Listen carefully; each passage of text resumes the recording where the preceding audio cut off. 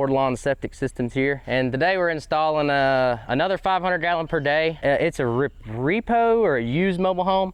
So we're gonna have to redo the plumbing, set a new system. They just moved it over here, got their house pad built, all that good stuff. Take a walk up here and you'll see what we're gonna be doing today. So on mobile homes, which most people don't know, even though most of you live in them, you have plumbing underneath. So this here is the plumbing coming out of master bathroom, extra bathroom, I don't know what it is back here. But everything in the house is plumbed in. So anytime you use a toilet, a sink, a bathtub, a shower, it all comes into here. So what we're gonna do is tie on here. We're gonna carry our plumbing down. I'll show you one more drop down this way that we gotta catch. So we'll come here. This is our second 3-inch drop. We're gonna actually take and turn and come out the other side, and that's where we're actually gonna take the tank. So walk around this way and check that out. If you look here, we have a wild AJ. This is a beautiful species, local to only Stonewall, Louisiana.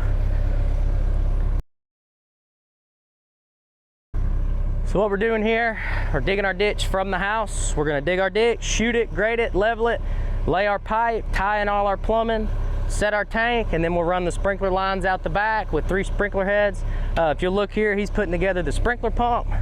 What this does is actually gets rid of the water out of the system after it's been treated. The water comes in, fills the tank up. As it fills up, it picks the float up, turns the water on, the pump sprays, goes down, goes back down, shuts off. That's how it actually gets rid of the water. These are your sprinkler heads. So what they do, they're in the ground, dirt up to here, they come on, they actually pop up out of the ground, rotate, pop back down in the ground. And then we have, last but not least, our aerator. So what our aerator is gonna do is blow the air down into the system, and that actually is what makes this a treatment plant. It's this little motor here, and what it does is it blows air out of the backside, forces it down into the system. It goes down, comes out of these diffusers, and makes little bitty bubbles inside of the tank, and that's what makes it not smell when the sprinkler spray.